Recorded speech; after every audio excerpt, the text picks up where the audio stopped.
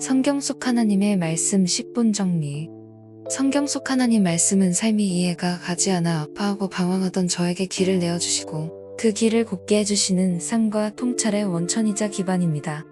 보여지는 읽음보다는 사건 사고 상황을 이해하며 성경을 묵상하시면 더욱 재미있게 즐기실 수 있다 생각합니다. 1. 지혜와 지도. 지혜는 올바른 결정을 내리고 복잡한 생각을 이해하고 지식을 실용적인 방법으로 적용하는 능력을 말합니다. 성경은 지혜가 하나님의 선물로 보이듯이 지혜를 중요시하고 개인들이 지혜를 찾도록 격려합니다.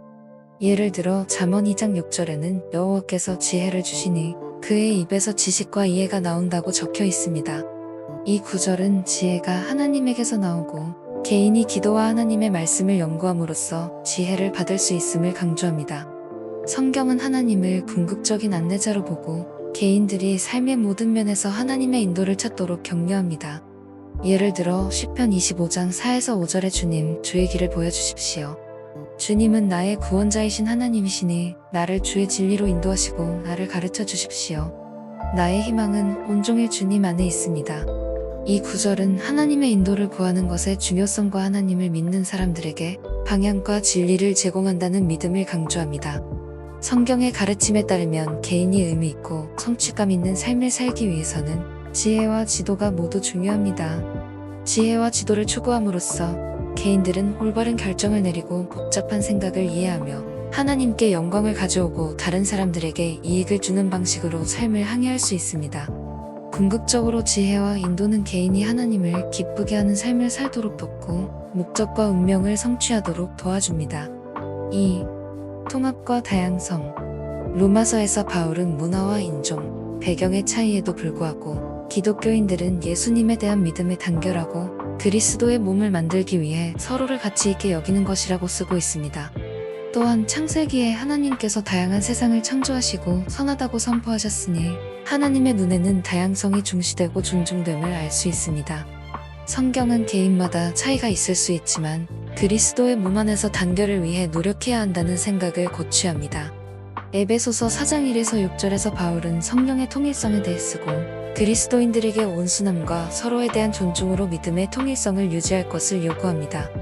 고린도전서 12장 12에서 26절에서 그리스도의 몸을 사람의 몸에 비유하며 육체가 많은 부분을 가지고 있지만 여전히 하나의 몸인 것처럼 그것은 다른 선물과 역할을 가진 많은 개인들로 구성된 그리스도의 몸과 같다고 설명합니다. 요한계시록 7장 9절에는 모든 민족과 부족과 언어에서 온 사람들이 함께 하나님을 경배하는 천국의 비전이 주어집니다.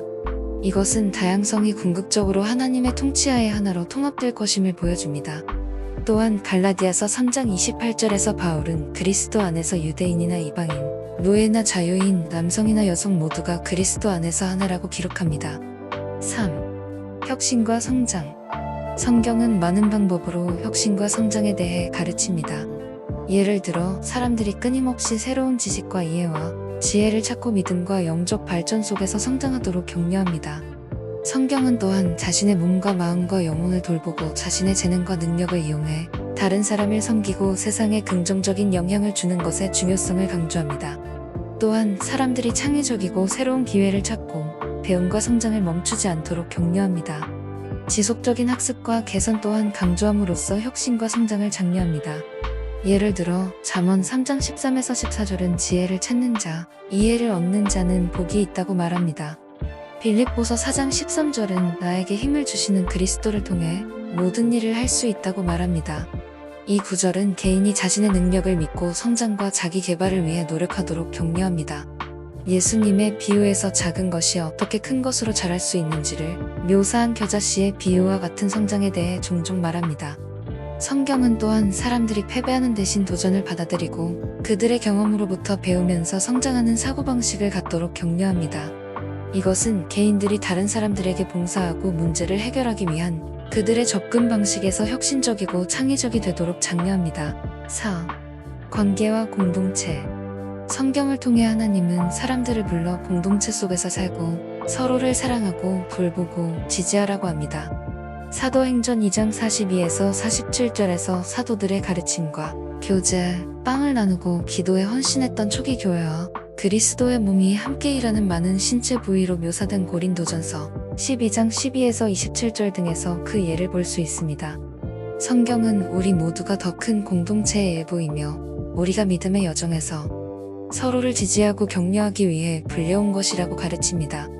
구약 성경에서 공동체 개념은 창세기 17장 7절의 아브라함과 맺은 것과 같이 하나님이 백성과 맺은 언약을 통해 증명됩니다. 신약 성경은 요한복음 13장 34에서 35절에 기술된 것처럼 서로 사랑하는 것의 중요성을 강조합니다.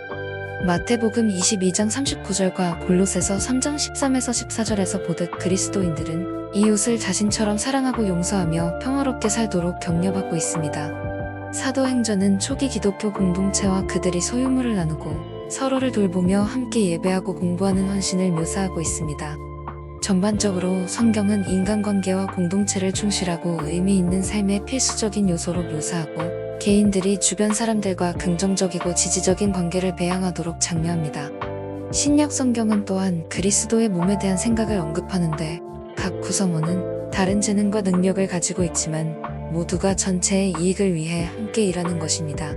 하나님은 그의 백성들이 서로 화합하고 평화롭게 살며 세상에 대한 그의 사랑과 은혜를 반영하는 강한 관계를 맺기를 원하십니다. 5. 유산과 영향력. 성경에서 유산은 개인이 살아가면서 생산한 것들이나 그의 역사적 유산을 의미할 수 있습니다. 잠 13장 22절은 좋은 사람은 자녀에게 유산을 남긴다고 말합니다. 골로새서 3장 23에서 24절에는 무엇을 하든지 사람을 위하여가 아니라 여호와를 위하여 성실하게 일하라. 너희가 여호와께 받은 유산을 너희의 보상으로 받을 것임을 알아야 합니다. 당신은 주 그리스도를 섬기고 있습니다.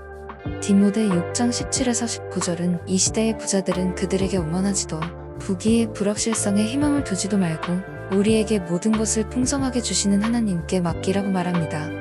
이 구절들은 삶에 대한 행동과 태도의 결과일 수 있고 하나님을 섬기는 것이 사후의 보상으로 이어질 수 있음을 시사합니다. 시청자 가정의 화목과 평화 그리고 향유하는 삶을 기원합니다.